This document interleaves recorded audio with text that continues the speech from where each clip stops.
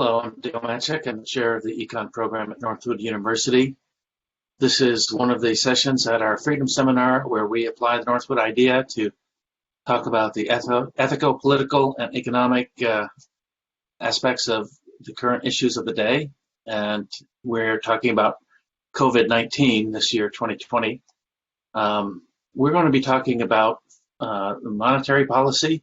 Obviously, there's been a very active role for monetary policy during the current recession.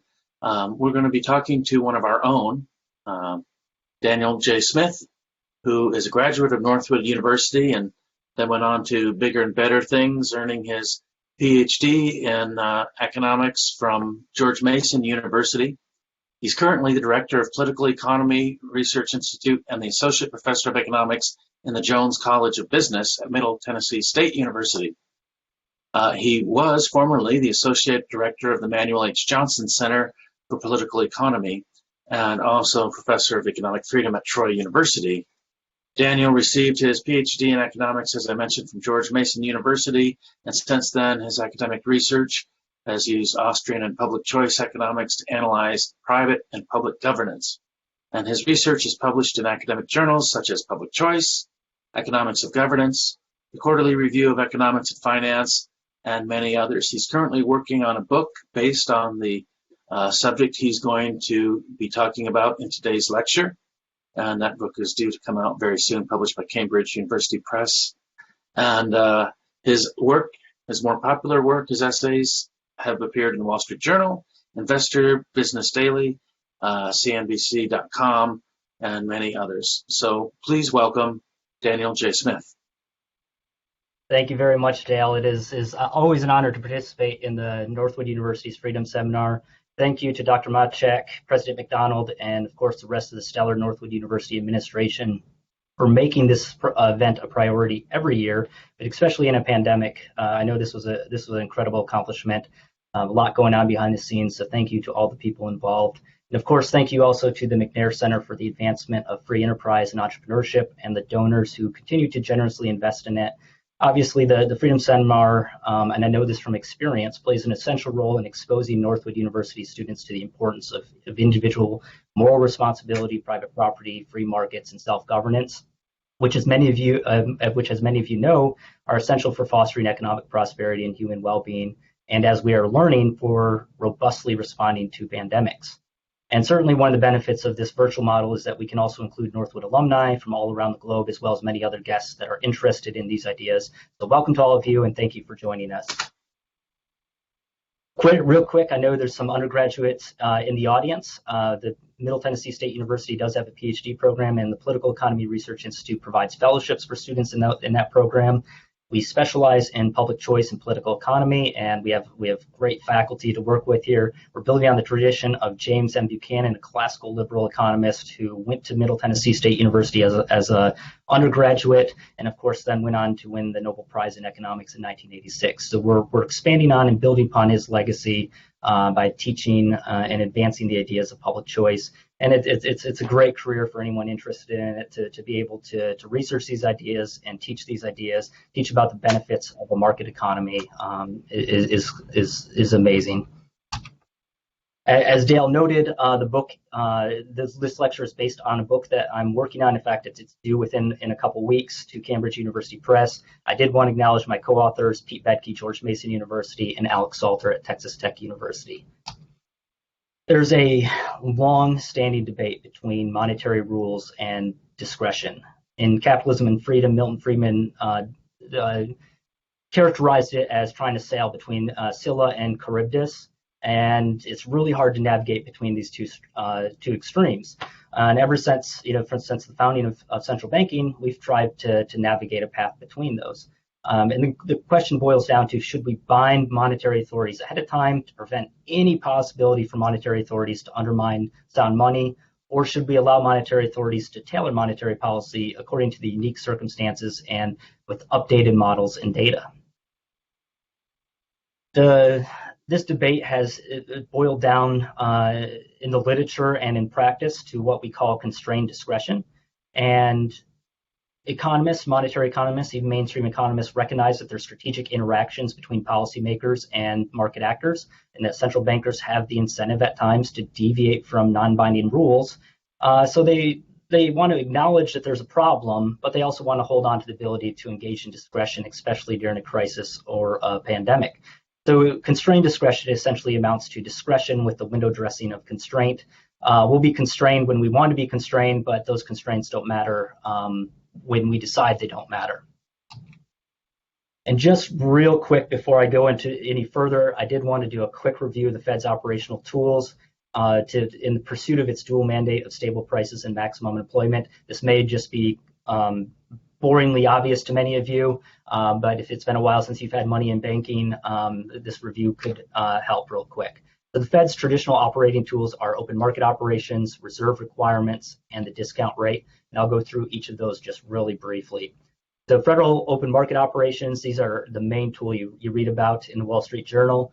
Federal Reserve buying and selling government bills and treasuries. And when they purchase treasury securities, they're going to buy the treasuries from people in the market, and that's going to put money into the market. They're injecting money into the economy, and that's going to be an easy monetary policy that will encourage business investment and consumption. And then when they sell treasuries, they're going to just do the opposite. They're going to take money out of the economy. That's going to be a tight monetary policy, and that's going to discourage business investment and consumption. Reserve requirement, their second tool. This is the amount that the banks have to hold in reserve at the end of their business day. The Federal Reserve sets this to ensure liquidity in the system, that banks don't run out of cash for withdrawals the next business day. And obviously, by increasing that reserve requirement, banks are going to hold on to more capital. They're going to lend out less. So that's going to be a tighter monetary policy. By decreasing the reserve requirement, it's going to be a loose monetary policy, because then banks can lend out more. And then the third tool that the Federal Reserve uses is this is not the third tool yet. That's the next slide.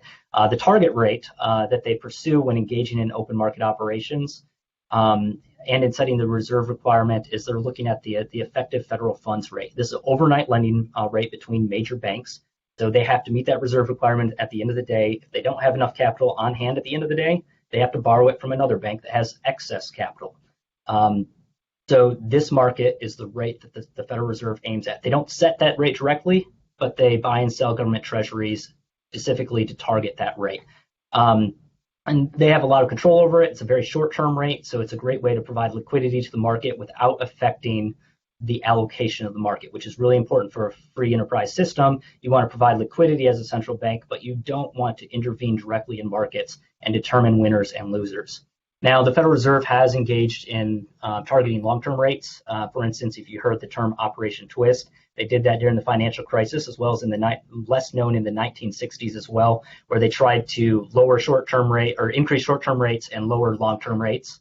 They've also discussed, and you've seen some banks like the Bank of Japan do dual interest rate targeting or total yield curve management, where central banks say, we're not just going to target a short-term rate, we're going to target rates along the entire yield curve.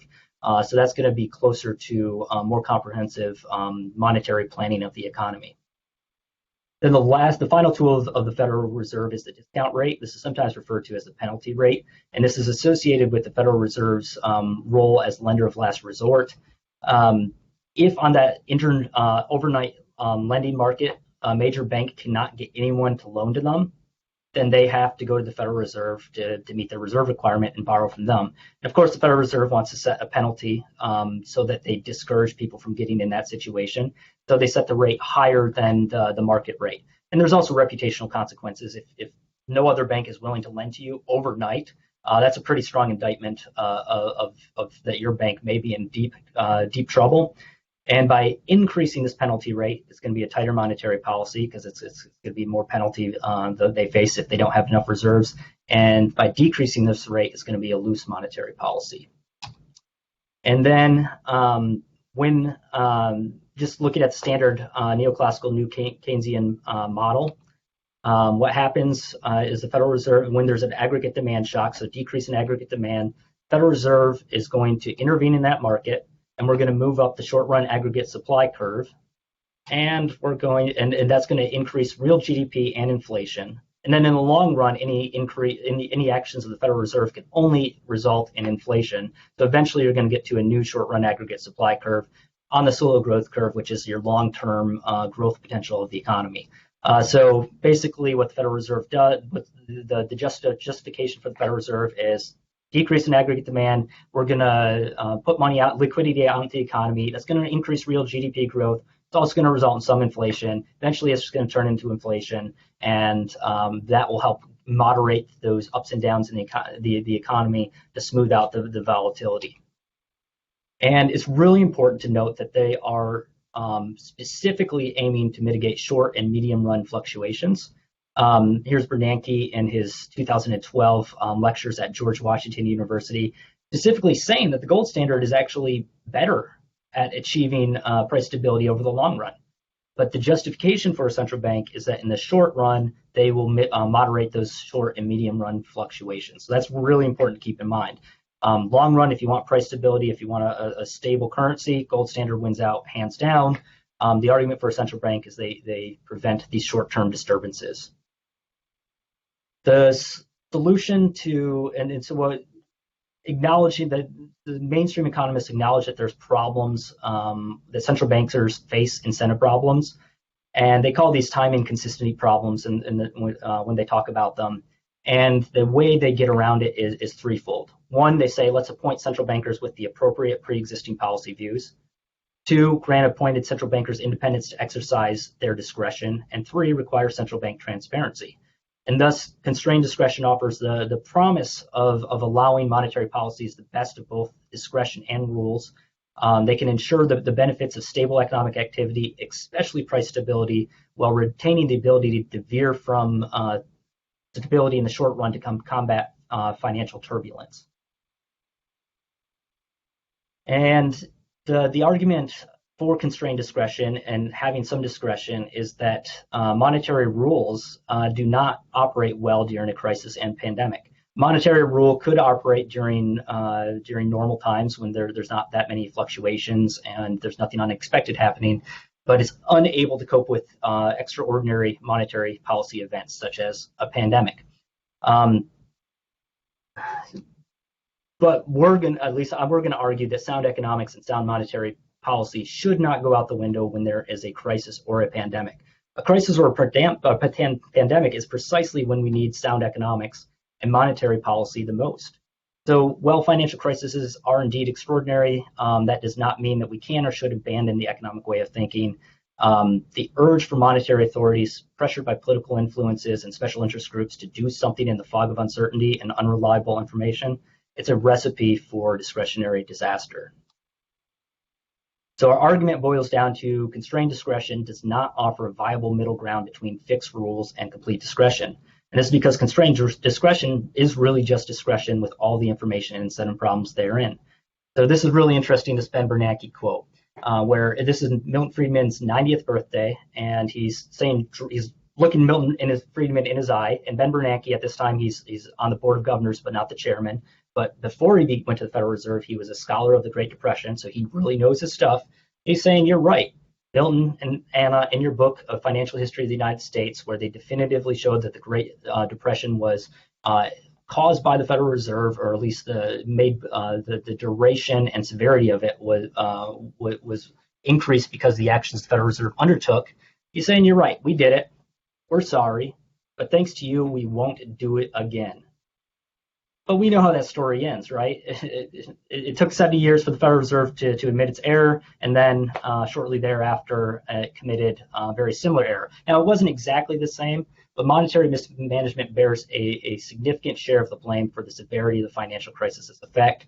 Part of this was before Bernanke's tenure as Fed chairman, which began in early 2006. The inflated asset markets that began to collapse in 2007 were certainly the responsibility of then Chairman Alan Greenspan's Fed. A good book on this is John Taylor's Getting Off Track. He's at the Hoover Institute at Stanford University. But the secondary consequences of the financial collapse did happen under Bernanke's watch. Now, I say this not as an indictment of Bernanke or Greenspan. They're both first-rate economists, probably smarter than me. And what we know from their tenure as public servants, they seem like men of integrity. But this is an indictment of discretionary central banking. Central banks are inherently incapable of achieving the ends of macroeconomic and financial stability, especially when it comes to a crisis or a pandemic. It is not enough to get smart and well-intentioned scholars like Bernanke and Greenspan at the head of the central bank. So what are the knowledge and incentive problems that plague central bankers? First, I'm going to go over the knowledge and incentive problems that occur during ordinary times, and then I'm going to talk about how they become more severe during a crisis. So the knowledge problems that central bankers face, as a monopoly supplier of base money, central banks eliminate the market mechanisms that automatically adjust supply and demand in accordance with changes in the demand for money. Even hundreds of PhD economists from Ivy League institutions do not have access to the real-time information to measure and forecast changes in the demand for money. And that's because the pace of financial innovation, new financial products are changing how the demand for money manifests itself. Financial regulation is changing all the time. It makes it exceedingly impossible to accurately predict the short-term demand for money. And yeah, they could come up with a long-term money demand equation that's modeled that's pretty good over the long term. But as I mentioned, the central bank is commissioned to prevent short-term volatility. So it's that short-term demand for money that they are commissioned to address, and that's precisely what they don't have access to. And these discrepancies between the supply and demand for money cause persistent disequilibrium in the money market because money is half of all exchanges. Money is the hub of the wheel of commerce, and undermining economic calculation and coordination means that undermining economic calculation and coordination, that's one of the key features of what makes a market economy superior to other types of economic systems. So you overall undermined a free society by undermining its money. Looking at this quote from Chairman Jay Powell, he's doing a cute little play on words, or doing a clever little thing here, because economists formally model the natural rate of unemployment as U star and the natural rate of interest as R star. And what he's saying is, unlike celestial stars, the stars move unpredictably and cannot be directly observed. We must judge their locations as best we can based on incoming data, then add an element of risk management to be able to use them as guides. This is a frank admission of complete uncertainty and knowledge on part of the chairman of the Federal Reserve. That's incredible and quite frank. A lot of chairmen in the past and chairwomen have not been quite as frank in admitting that knowledge problem, but Powell, to his credit, has been. And the second quote is really telling, because here's Alan Greenspan saying that uncertainty is a defining characteristic of conducting monetary policy, and he's referring not to a financial crisis. He's referring to the Great Moderation, a period of unprecedented financial and economic stability in American history, which should have been our easiest time to conduct monetary policy ever. And he's saying, no, every day we faced uncertainty on what we should be doing. Central bankers also face incentive problems, and these emerge due to knowledge problems. If the ends and means of monetary policy are uncertain, so if monetary policy authorities do not know what to do or how to do it, then it gives them more leeway with their discretion to adjust monetary policy to achieve other objectives. Even if we appoint appropriate economists as central bankers, they must operate within the bureaucratic environment of the central bank, which can impel them to change their views. One of my academic papers, written with Alex Salter at Texas Tech University, we examined the writings of Arthur Burns, Alan Greenspan, and Ben Bernanke before they went to the Fed and then after the Fed. What we find is that there's a strong disconnect between their views before being at the Fed and then once they were at the Fed, suggesting that being at the Federal Reserve compelled them to change their views. Central bank transparency, which manifests as testimonies, reports, audits, these all oftentimes end up being channels for legislators and executives to actually intervene and pressure central bankers to change monetary policy. So the pressures that the Federal Reserve faces are fourfold. One is executive branch influence. You see this tweet here from President Donald Trump, pretty directly saying, hey, I don't like what the policy that you're doing. You follow this up with interviews, speeches, and phone calls, administrative pressures, and it even openly explored the possibility of removing Powell as chairman and nominating unqualified partisan appointees to the board of trustees, governors. And while President Trump's public threats against the Federal Reserve are certainly more visible in the age of social media, they are certainly not idiosyncratic to his administration.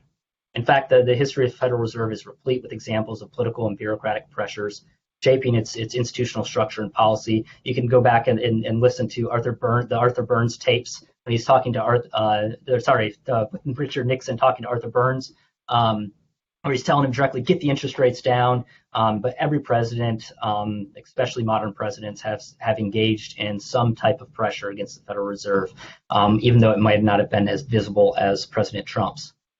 There's legislative branch influence, and both this executive branch influence and legislative branch influence, what's ultimately behind it is they want to secure their legacy in world history as presiding over a time of economic prosperity, but also they want to get reelected. And if there's an economic downturn when they're going up for reelection, that hurts their electoral chances.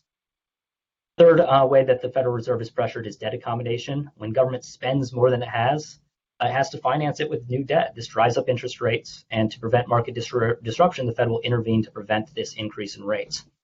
And then the fourth way that the Federal Reserve is pressured is that it's a bureaucracy, and it's worse yet, it's academic bureaucrats.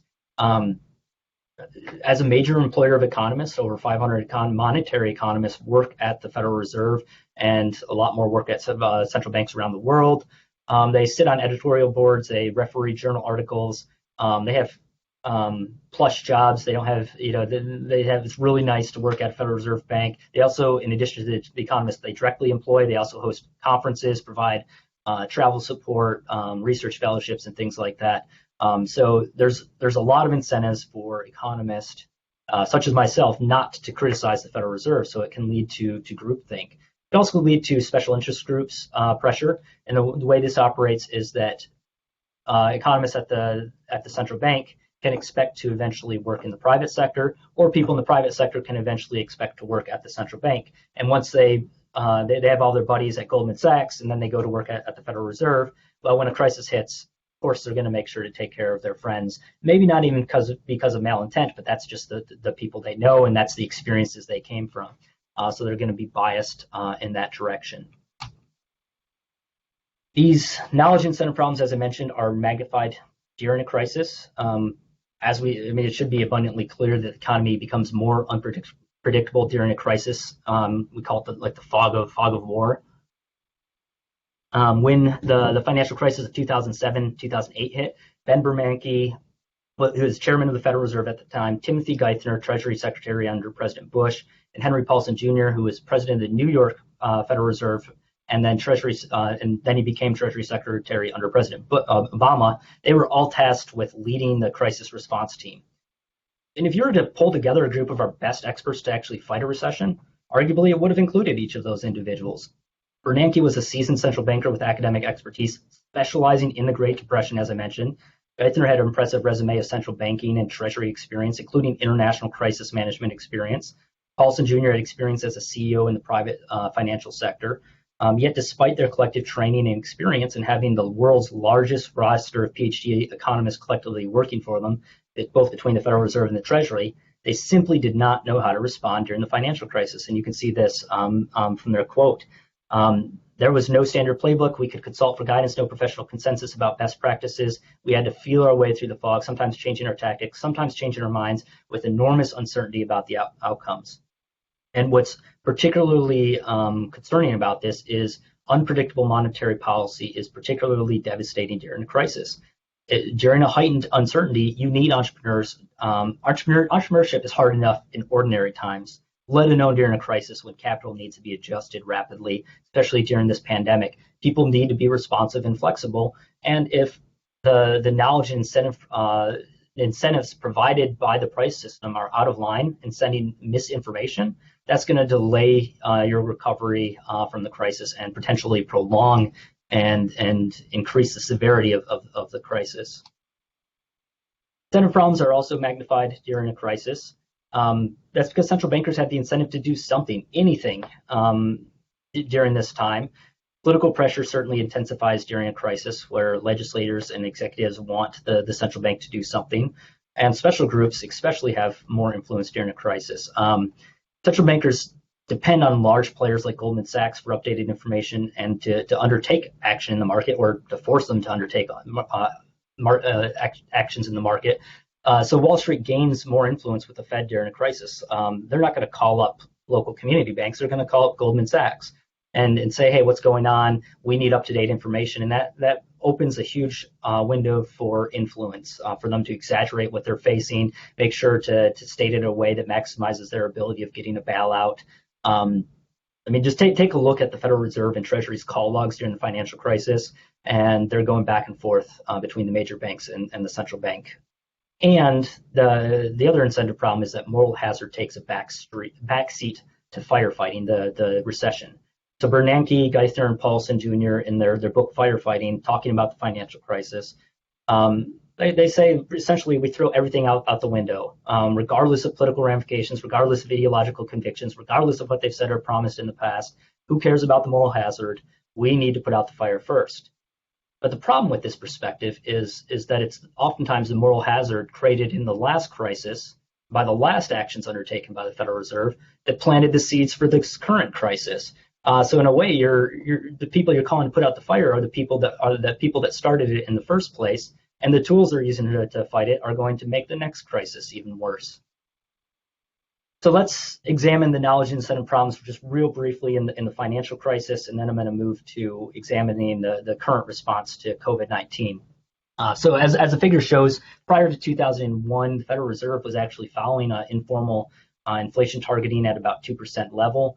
After 2001, and especially between 2003 to 2005, you see a stark deviation. They engaged in excessively loose monetary policy that contributed to excessively easy credit, which eventually found its way in the housing sector. Now, the Federal Reserve is not responsible for ending up in the housing sector. Other programs such as Fannie Mae, Freddie Mac, Federal Housing Authority, Community Reinvestment Act, and other things like that are responsible for it being directed in that way. But excessively loose monetary policy can and does explain why there was a credit bubble in the first place. And then the Fed, under Bernanke's chairmanship at this point, made precisely the opposite mistake. Once turmoil developed in financial markets and began spilling over into the real economy, and especially after the housing bubble burst, the Fed began drastically expanding its balance sheet in an attempt to stabilize markets. The Fed's portfolio, just to get a sense of the magnitudes, it totaled $900 billion in mid-2008. It grew to nearly $3 trillion by early 2012, and then grew again to $4.5 trillion by mid-2006. This was accompanied by a significant change in the composition of the assets held by the Fed. So the Fed no longer restricted its assets to just short-term government debt. Instead, it began to purchase longer-term government debt. And this is a direct quote from Bernanke, Geithner, and Paulson Jr. Start quote, creative interpretation of the Fed's power, end quote, the now infamous mortgage-backed securities. Now, normally a monetary expansion as aggressive as this would significantly increase aggregate demand, as we saw in the Neoclassical model, put upward pressure on employment, prices, and output. That did not occur.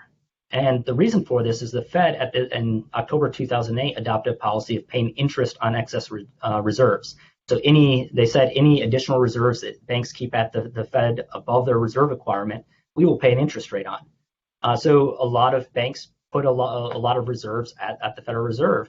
So rather than seeing that result in inflation, as you would expect, or influencing the economy, what you saw is that it essentially sterilized the monetary expansion during this time, arguably when the economy most urgently needed the effects of such expansion. So there was a legitimate need for providing more liquidity to the market at this point, and they didn't.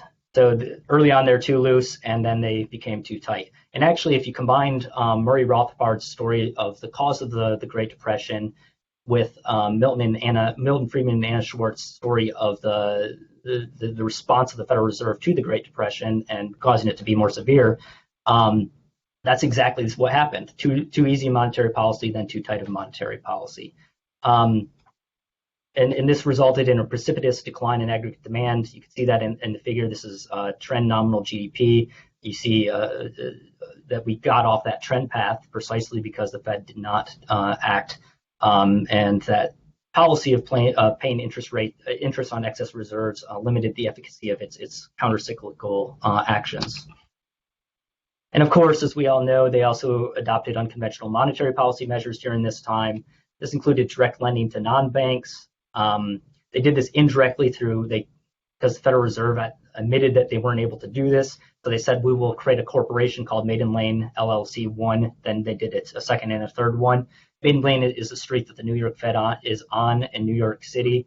And they used this make loans to JP Morgan Chase and AIG because they knew they couldn't legally hold on to their assets as collateral and thus had to do it through another entity.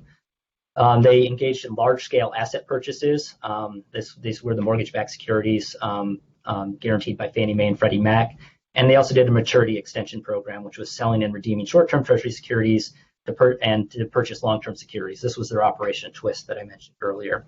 So not only did they engage a lot of different monetary policies, they introduced a new one, interest on excess reserves, and then on top of that, expanded with these unconventional monetary measures in quite an unpredictable fashion. Now I'm going to switch gears. So clearly the Federal Reserve messed up in the Great Depression, messed up in the response to the financial crisis. How are they doing in response to COVID? Well, just to get caught up pre-COVID-19, so immediately before. This is a great quote from John Cochrane. Nobody knew that had pandemics on the table. So of course, I'm not going to sit here and say, well, the Federal Reserve should have been prepared for a pandemic. But we did know. Anyone that studies business cycles knows that there's a downturn in the economy every 5 to 15 years. We should expect one, and we were overdue for something to happen. And prior to COVID, the emphasis seemed to be looking at climate change and inequality for central banks. They did do a review of monetary policy starting in 2018 and 2019, where they said, our response to the financial crisis was less than desirable. We made some mistakes. We switched operating systems. So they switched from, and we can talk about this in the Q&A if you want, but they switched from a corridor system to a floor operating system. And this was caused by that introduction of interest on excess of reserves. And thus the interest on excess reserves became the main target rate. And it disconnected that from the target rate, the interest on excess reserves became disconnected from the amount of reserves, which is the Fed's balance sheet. So that untethered that. So that means the Federal Reserve could essentially engage in unlimited spending without it affecting the interest rate, which is very dangerous precedent in a free society. But they switched to that system accidentally during the financial crisis. And during this review year, they examined it and said, we're going to stick with it, despite the fact that all other central banks that flirted with that ended up rejecting that model.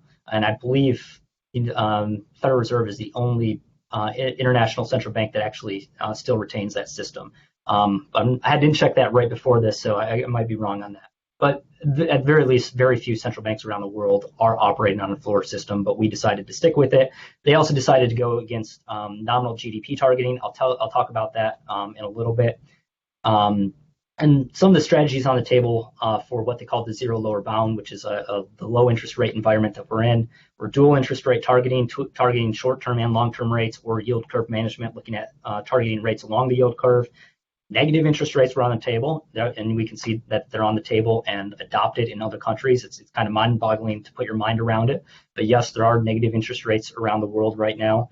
And people are talking about one possibility is the Federal Reserve dropping the interest on excess reserves to negative and dropping our rates to negative in response to this. And then helicopter drops, which would be, rather than the Treasury stimulus checks we saw with the CARES Act, this would be a monetarily financed by the Federal Reserve by expanding its balance sheet. So it wouldn't be it wouldn't increase U.S. debt. And when COVID hit, of course, we saw something much different. We saw essentially spaghetti being thrown at the wall. Jerome Powell here, a great quote: "We are deploying these lending powers to an unprecedented extent, enabled in large part by the financial backing from Congress and the Treasury. We will continue to use these powers forcefully and proactively and aggressively until we are confident that we are solidly on the road to recovery." So you're starting to see more of this. Throw all the rules out the window. Who cares about moral hazard? we needed to fight this pandemic. And I'm going to go over each one of these. So it involved both traditional tools and then a wide range, quantitative easing, and then a wide range of lending facilities. And I'm going to go through the knowledge and incentive problems in each one of these. Traditional tools, pretty quickly, the Federal Reserve, used up all of its dry powder when it comes to its traditional tools. Essentially, it has nothing left, right? It lowered target rate to be the target rate between 0 and 2.25%. Discount rate was lowered to 0.25%, eliminated reserve requirements, and expanded overnight repo from $100 billion to $1 trillion. Expanded huge quantitative easing, and this was to support the United States Treasury's increase in debt to pay for the CARES Act. We were already facing a really high budget deficit this year. And then when COVID hit, obviously we've expanded that debt. And if this HEROES Act passed, that's going to expand even further. And even between last week and just yesterday when I updated this graph has grown considerably. I was actually shocked. Like, I'm so glad I actually changed the graph because it would have been severely outdated given how much they've increased their purchase of U.S. Treasury supporting that debt issuance by the Treasury. They've also, look who's back, mortgage-backed securities back, purchasing more of those on the balance sheet. Those were winding down when COVID hit. Still quite high, but now they're back up again, and they're greatly expanding that.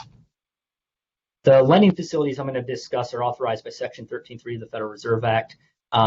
It was tucked inside this provision is given to the Federal Reserve in 1932 and tucked inside a highway construction bill, if you can believe it. It's been amended a couple of times since, and basically what it says is that the Federal Reserve, with approval of the Secretary of Treasury and an affirmative vote of not less than 5 members of the Board of Governors, can extend credit to non-bank firms in unusual and exigent circumstances. And if you've been following the Federal Reserve, they actually only have 5 board members right now because the 2 nominees that Trump put forth didn't go through. But it's basically really restricts the Federal Reserve, saying it has to be with sound collateral to sound borrowers that just don't have the liquidity that they need at that point. It has to be really unusual circumstances. And this is why the CARES Act created a Treasury backstop. Basically, the Treasury was putting forth money, $455 billion, in its exchange stabilization fund, to say that if the Federal Reserve loses money on any of these loans we're giving out, it's going to fall on U.S. taxpayers that are going to pay for this. So the losses to these programs fall on taxpayers because of that backstop. It is interesting to note that the Federal Reserve did have a surplus account. It's chump change, only $30 billion compared to what this backstop is, but still, it's pretty telling that they had this extra surplus that they were putting there as a cushion. And in 2015, legislators said, "Gosh, we'd like to have $20 billion to spend, but we don't have it in the budget. What can we do?" And they looked over at the Federal Reserve and said, "Wow, they're sitting on $30 billion in that surplus account. If we mandate that they lower it to $10 billion, they have to remit the rest of it to the Treasury." And that's exactly what they did. And then they did it again in 2008 with the Economic Growth Act, and they dropped it to 6.825. So interesting to note. In the grand scheme of things, I don't think it's that big of a deal because of the magnitudes. But the Federal Reserve tried to at least have some cushion there, but instead it was raided by legislators who wanted to spend that money. A great source on that is George Selgren's new book, The Menace of Fiscal Quantitative Easing, QE. So going over the specific lending facilities, money market mutual fund liquidity. This is money market mutual fund, or money market mutual funds invest in short-term debt, typically U.S. bills and commercial paper. The Federal Reserve actually did this in 2008 to save the commercial paper market, but they promised that they had put in regulation that would prevent it from ever having to be bailed out again. They didn't want to be involved in bailing out uninsured private investments. While those capital buffer requirements were not adopted, the fluctuating share prices were introduced, but only for institutional investors. And then one of the rules they put in that did actually get put in actually had a perverse incentive. So they put in a rule that said if your fund gets too close to being illiquid, which they defined as cash, that your share of cash or securities that mature within 5 days fall below 30%, then that mutual fund can charge a redemption fee or even suspend redemptions. So when COVID hit and people started seeing their money market mutual fund go down, they got nervous about that 30% rule. So they started pulling out just to avoid hitting that 30% rule. So that could have accelerated what we saw in those markets. And the next facility, they actually engaged directly in that market, the commercial paper funding facility. These are, so rather than a mutual fund, these are the actual promissory notes sold by large corporations to meet short-term obligations such as payroll, auto loans, mortgages, and the such. We should have learned in the financial crisis, or corporations should have learned in the financial crisis, not to use risky short-term debt and keep rolling it over to pay for these things. But we bailed them out. And now we're doing it again, right? We provided an incentive for them to continue this dangerous practice rather than for them to rely on equity or long-term debt, which is far less of a risky practice. Yeah, in a free market, there's probably room for some commercial paper markets, but not the extent that we're seeing. And unfortunately, by intervening now twice in it, I think it's going to become a rule now that we're going to expect that every time there's a crisis. So we're never going to see this risky practice reduced. In fact, it may increase following COVID-19. Primary dealer credit facility. Primary dealers buy government securities directly from the Treasury. So the Federal Reserve is lending money directly to primary dealers so that they can buy stocks, and then they use that stock as collateral for the loan. Well, if the primary dealer goes under, the Federal Reserve acquires that stock. That's a huge that's a huge concern for a free society. Would they get to sit on the board? Would they get to vote on proxy decisions? Can they mandate minimum wage and other protections? And it also creates a huge moral hazard with privatized gains and socialized losses. It's eerily similar to what happened with Fannie Mae and Freddie Mac during the financial crisis with mortgages. They would buy up these mortgages from banks. So the banks had little incentive to do their due diligence and make sure that these borrowers were actually being truthful and honest, and yeah, that was their income and checking on it. Well, that's costly, right? It takes a lot of time to do that. So if they're just going to sell it off to Fannie Mae and Freddie Mac, they're not going to check on the quality of those loans like they should. Well, you're going to see the exact same thing with this, is now they have no incentive to check on the quality of the stocks, do their due diligence, do fundamental, well, not fundamental analysis, but look at the fundamentals of the company, look at their balance sheet and the such. Instead, they're gonna buy up because anything they gain, they get to keep. But any losses, if they go under, then it's going to go back to the Federal Reserve. So it sets up a really perverse incentive going forward. They expanded the money market mutual fund liquidity facility to state and municipal money markets. This was a absolutely shocking expansion of the Federal Reserve into shoring up state and local treasuries.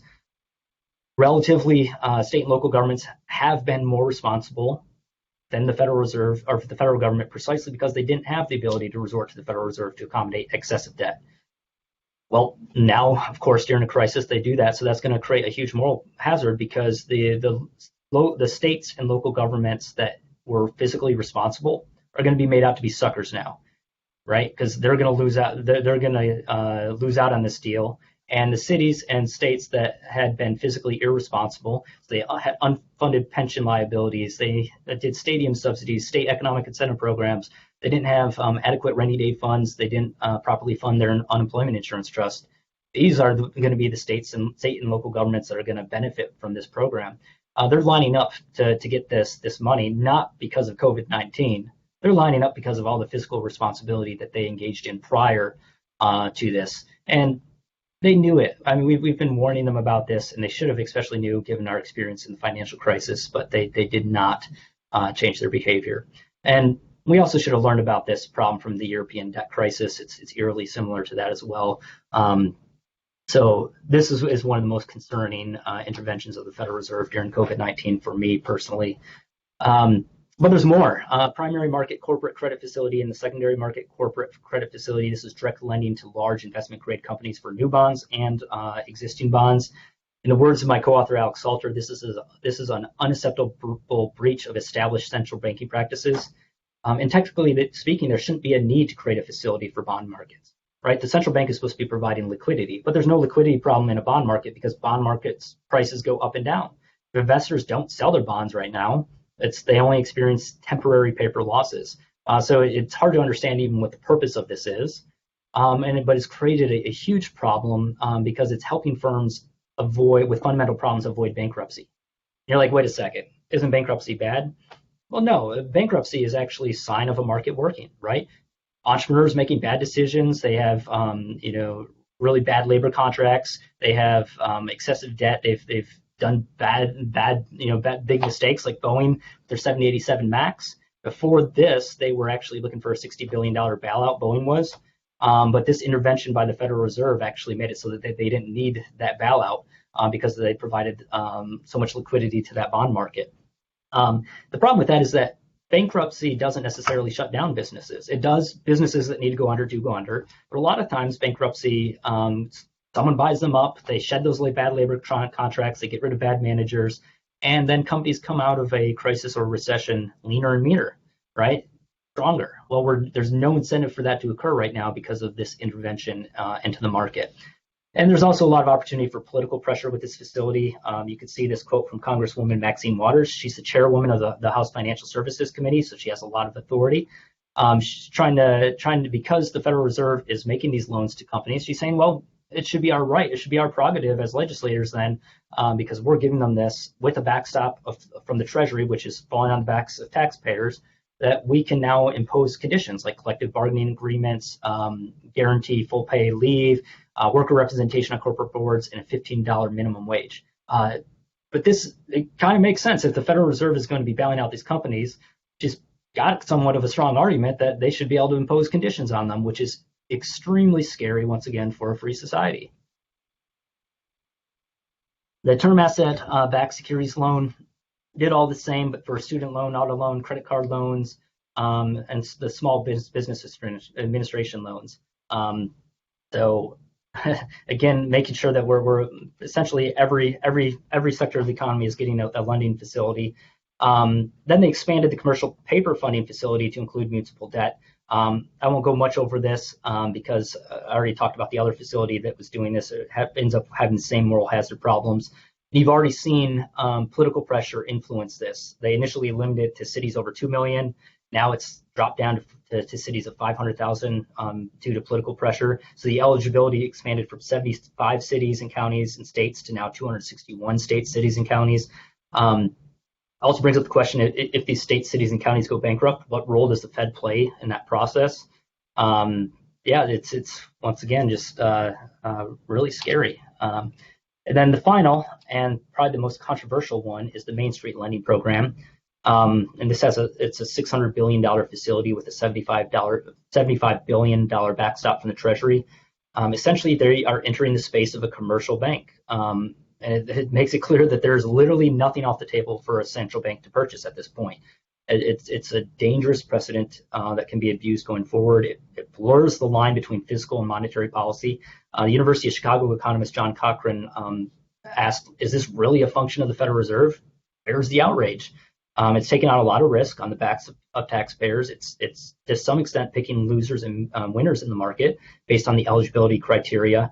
And they expanded the program specifically to allow other businesses to be eligible for it under political pressure.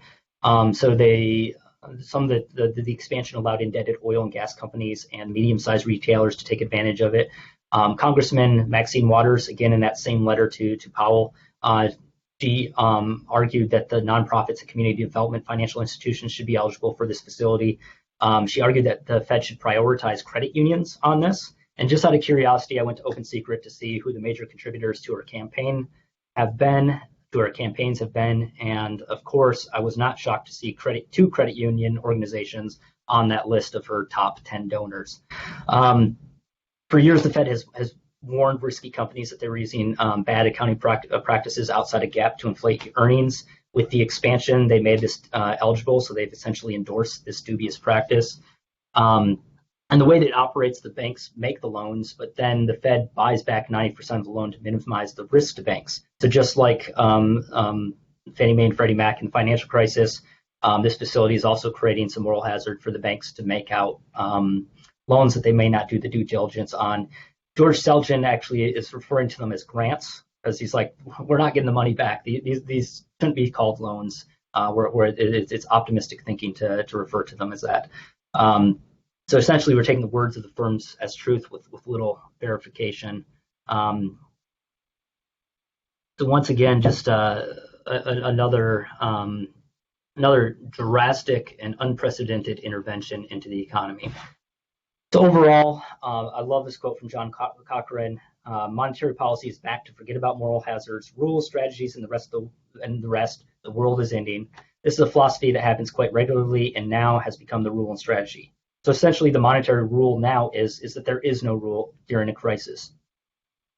A central bank should not strive to adjust market allocation. They should simply be providing liquidity to the market in accordance with the supply and demand for money. But the COVID-19 response is clearly engaging in direct allocation. This is roundabout central planning of the economy, albeit for a disaster. But if you're familiar with Bob Higgs' work, he has a book, Crisis and a Leviathan, and he shows that government powers gained during a crisis are rarely ever given up. And this is certainly true for the Federal Reserve, which now has, if they set a precedent for doing something, well, now market investors are counting on it. So if they don't follow through with it next time, then it's going to create even more chaos. So these actions undermine the disciplinary role of credit and finance in the market. And what I see going forward is investors are going to be banking on central banks, not companies anymore. It'll be central banks that are the drivers of investment rather than market fundamentals, which is a big concern if you care about liberty, as I do. I owe this flatten the curves idea to Alex Salter. This is the total assets. This is the balance sheet of the assets on the balance sheet of the Federal Reserve. Massive expansion. How do we flatten this curve? How do we get a central bank to actually follow rules during a crisis? Well, we argue that the proper role of a central bank in a crisis is, one, provide liquidity. If there's a disjoint between the supply of money and the demand for money, and oftentimes in a crisis that there's more demand for money, as we're seeing right now, a bunch of companies were trying to still pay their employees. They're desperate need for cash. Everyone wanted cash. So yeah, the Federal Reserve should have provided more liquidity to the market. That's its central role. And then the second role, I'm skeptical. I don't think the central bank should play this role.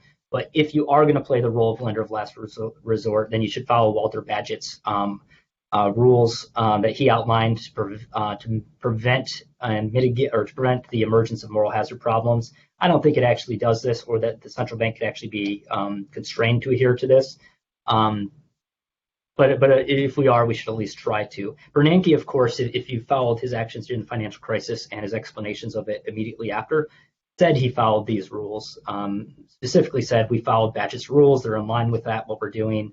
But then there's a paper by Thomas Hogan, Lee, and Salter, Ben Bernanke and Bagehot's rules, where they definitively show that he was not following Bagehot's rules. But then in his book with Paulson and Geithner in 2019, I think Bernanke admitted that he was not following that established banking rule of serving as a lender of last resort. There are ways that we can create lawful monetary institutions. And what I mean by that is bring the classical liberal rule of law perspective to monetary institutions.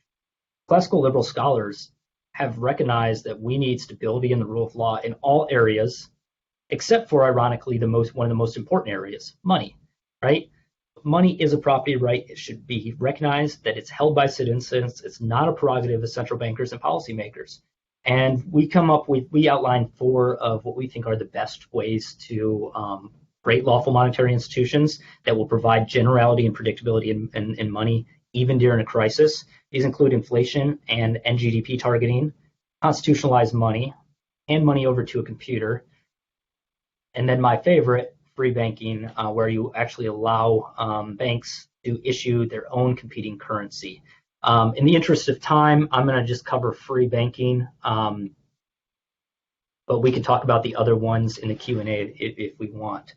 So free banking, this provides the incentives for banks to competitively issue notes and undo monetary disequilibrium through profit maximizing behavior.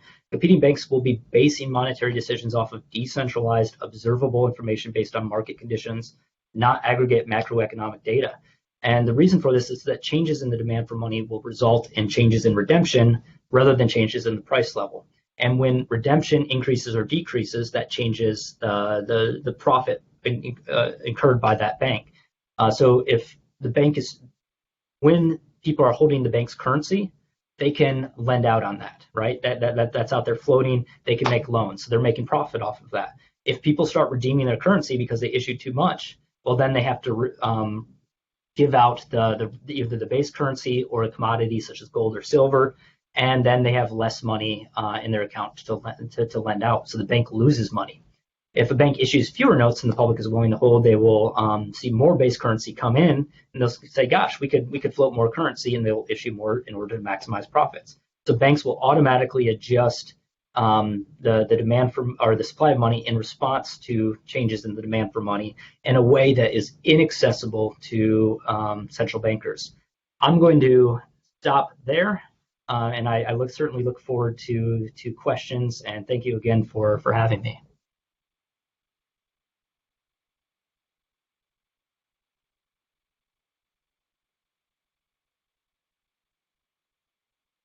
As always, please put your questions in the Q&A section. You find it to the right or at the bottom of your screen.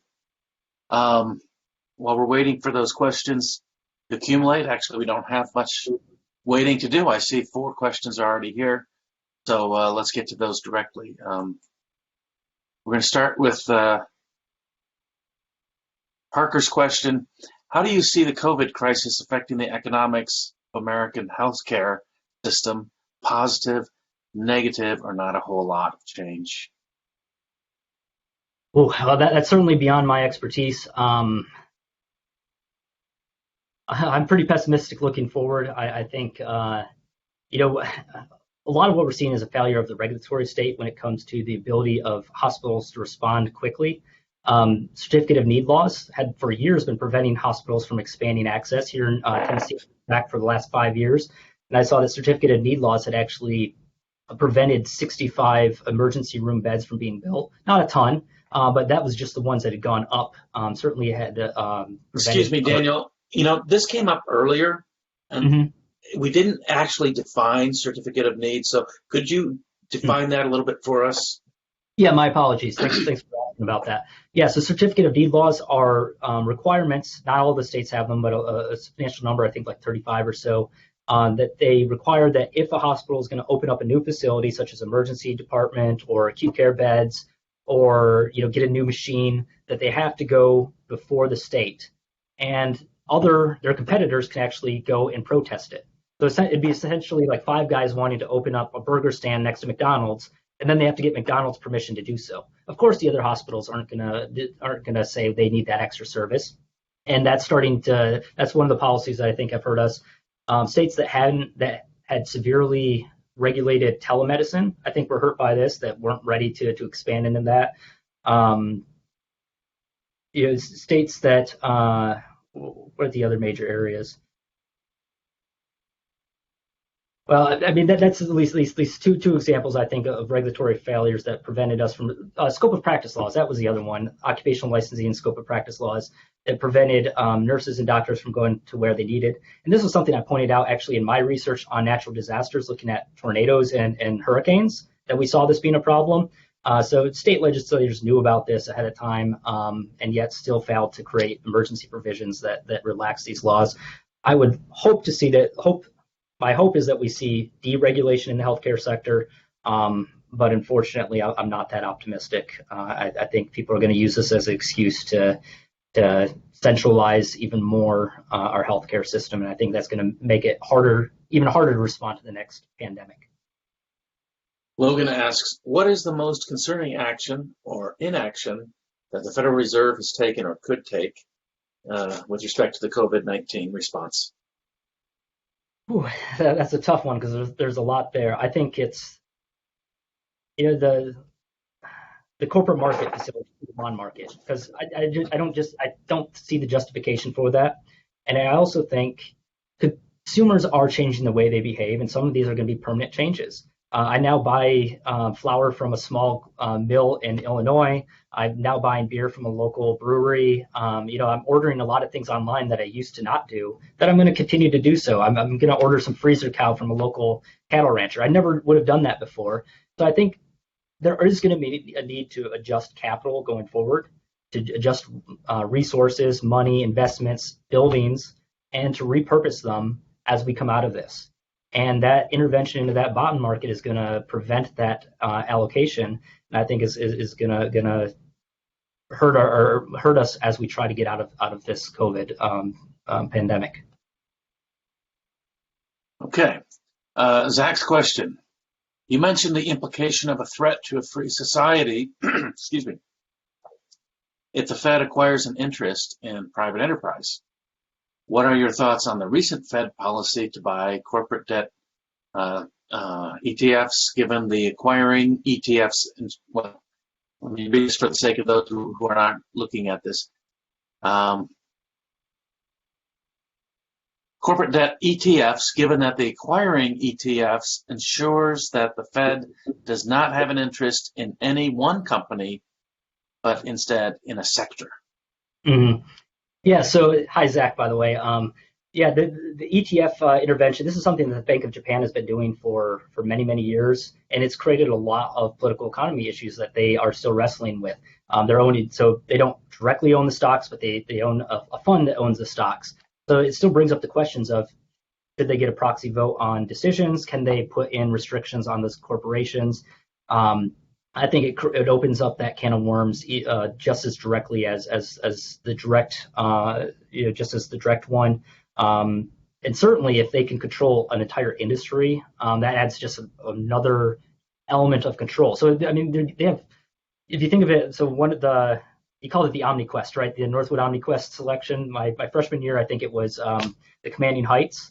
And I see the Federal Reserve taking over the commanding heights of the economy in a very concerning way. And ETFs would be another example of that type of control that I wouldn't trust. I wouldn't trust in the hands of Bernanke and Greenspan, but I especially wouldn't entrust them with the politicians that pressure them and some of the recent nominees to the Federal Reserve Board. Gabriel asks, what do you think these actions of the Fed will lead to? A weakening dollar? Or will other central banks follow the Fed and the U.S. becomes the best house in a bad neighborhood? Hey, Gabe, that's a really good question. People will notice I specifically did not address inflation, both because I'm not very confident on forecasting that, but also it added to the length of the presentation another 20 minutes. But just real quickly, there's some Robert Skidelsky, he's a Keynesian economist, says there's going to be inflation. Brian Kaplan, free market economist, said there's going to be inflation. But George Selgin and David Beckworth, two free market monetary economists, argue there won't be.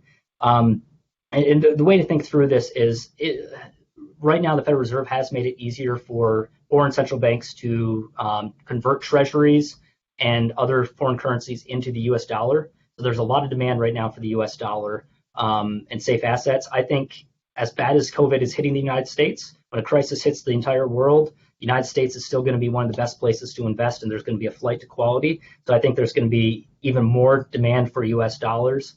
And so I'm actually with David Beckworth and George Selgin in thinking right now our concern is disinflation, as shocking as that is. And part of that is because we're also still engaging that interest on excess reserves. So the excess reserves at the Fed has just skyrocketed, just like they did in the financial crisis. So all of this intervention the Federal Reserve is doing, providing liquidity, it's being sterilized by that interest on excess reserves. So it's actually not having the effect that it's supposed to have. Okay, so you mentioned a number of different reforms of the Federal Reserve to get them to a more rule-based approach, and you really only went over one in any detail. But I wonder, considering the political feasibility of those options, which of those options do you think is most politically feasible? And could you explain that one to us? Yes, without question, it would be nominal GDP targeting. I think the Federal Reserve did actually consider it. Like it's in the conversation. It's still considered a crazy libertarian idea, but I think I could get on board behind that. And what this does is, so it's got a self-fulfilling feature to it, in that if market participants expect Federal Reserve to always increase or decrease according to nominal trend GDP, they're going to adjust their behavior, and then the Fed won't have to do as much. So it does have this self-fulfilling, self-enforcing component to it. And more importantly, it gets over the supply shock problem that inflation targeting has. So one of the huge problems that central banks around the world have is that when there's a supply shock, so oil prices go up, inflation goes up. But when there's a supply shock is precisely when the Federal Reserve should be expanding and providing liquidity to the market because GDP is going to go down. But because they're targeting inflation, they actually do the opposite. And David Beckworth has shown that in several cases that they've specifically done this. So they've adopted the wrong policy at the wrong time. Whereas if they're just targeting nominal GDP, if there's a deviation, if there's a supply shock, well, they're targeting nominal GDP, so they'll increase, they'll provide easy monetary policy, get us back on nominal trend, and avoid that supply shock problem, information extraction problem that they face if they are inflation targeting. How would something like that be enforced? I mean, let's suppose that there's no legislation or anything that constrains the Fed, and how does a target like that work? Couldn't they simply change it if they wanted to? Absolutely. The best way to constrain it would be, eliminate the entire Federal Reserve Board and just say, okay, we're going to do nominal GDP targeting, because then you don't have the special interest group and there's no pressure. But all those other options, the reason I don't trust them is they all run into this problem. I call it the toad and frog problem. If you've ever seen the TV show or the book Toad and Frog, they have a bowl of cookies and they can't stop eating them. So they're like, we have to do something. We have to constrain ourselves. They're like, well, put them in a box. And then they're sitting there like, wait a second, we can just open the box. They're like, okay, we'll tie a ribbon around it. Well, if we tie a ribbon around it, we can cut it and then we open the box. So they're like, okay, we'll put it up on the shelf after we put a ribbon on it. Well, then we could sit. So there's no way to credibly constrain yourself because you're always going to have that option on the table. If the government has it or a central bank has the ability to create that constraint, they have the ability to remove that constraint. Maybe a constitution, but I mean, I've seen policymakers run roughshod over our constitution, which is arguably one of the best in the world, especially during a time of crisis. So I don't have a lot of faith unless people out there appreciate and understand why we need sound money. So I think James Buchanan and this guy named Vincent Ostrom talked about a civic religion that people need. And Northwood University is a great example of providing that civic religion, that we're actually teaching people why free enterprise is so important, why sound money is so important, except that we're not big enough. Not enough people are donating to Northwood, not enough people are donating to the Perry. We need to expand our footprint to be able to allow that kind of civic religion to work. Until then, maybe some type of constitutional constraint will work a little bit, but that's why I mean, ultimately even free banking, right? At one point we were in free banking and then they created a central bank. So even that could have essentially be eliminated. So I guess it depends on this. Our future is in your hands, Dale, in educating future business leaders. Oh, that's a scary thought. So we had a previous presentation today going back over the history lessons of the Great Depression. You alluded to it as well. So we've actually been comparing policy responses to different contexts, historical contexts. And I wonder if you could help us a little bit. You talked about the financial crisis, but there was clearly some bad policy leading up to that crisis. So ultimately, the solution there is don't do the bad policy. This is a different thing, isn't it? I mean, isn't it necessary at times like this, if the Fed had been following a rule, wouldn't we still have the same kind of problems that we have now? And wouldn't it have to depart from the rule? Or could you design a rule flexible enough to manage things like COVID?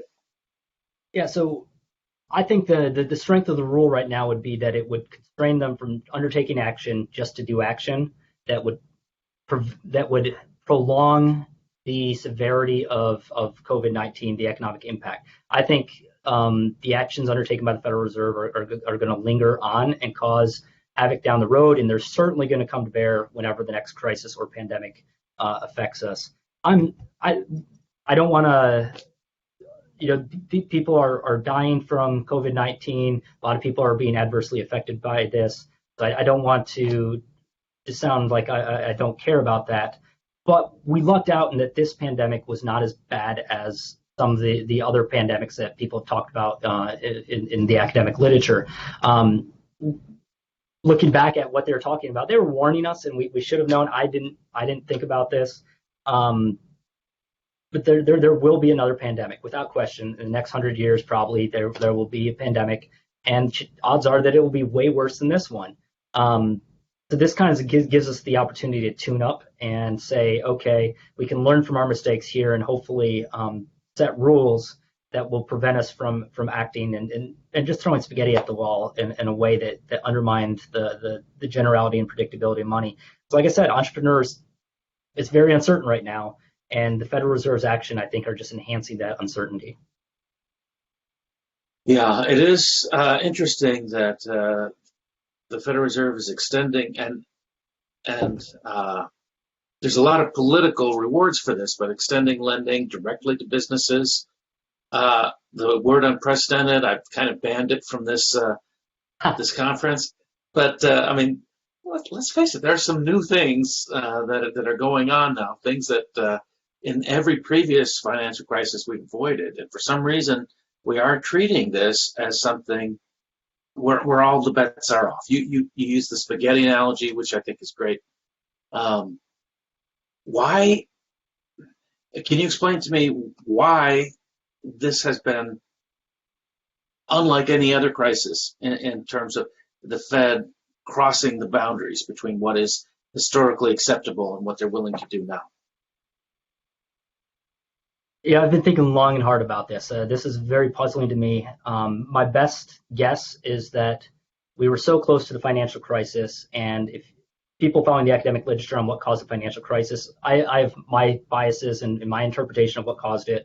But a lot of there's not a consensus. I wouldn't say that like you poll economists, I don't think everyone's just gonna like 70% economists are gonna agree, yeah, this caused the financial crisis. I think there's more disagreement about what caused it, and that created uncertainty as to what our rules would be. And then the other problem is that we're experiencing the zero lower bound, which we've never had to deal with before, and that is when interest rates get close to zero, the Federal Reserve, what can it do, right? I mean, it usually lowers interest rates, and we don't actually even know if it's legal for the Federal Reserve to go to negative interest rates. We don't even, and even if it was legal, we don't know if it's desirable. It's understudied, and so when we immediately ran out of our traditional tools, it just like, well, we got to do something, and that's what led to it.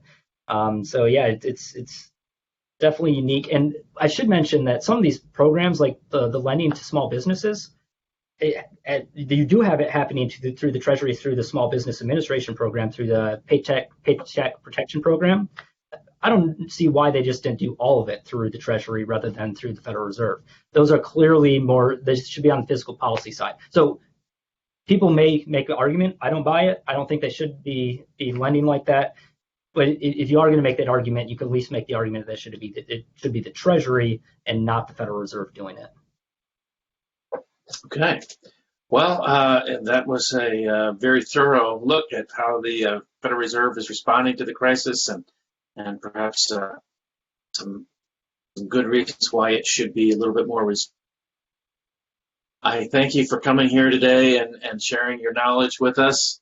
And I appreciate those of you who have participated in today's presentation. And I invite you to see the rest of our program that runs through the weekend. And thank you for being here. And thank you for being here, Dr. Johnson. Thank you.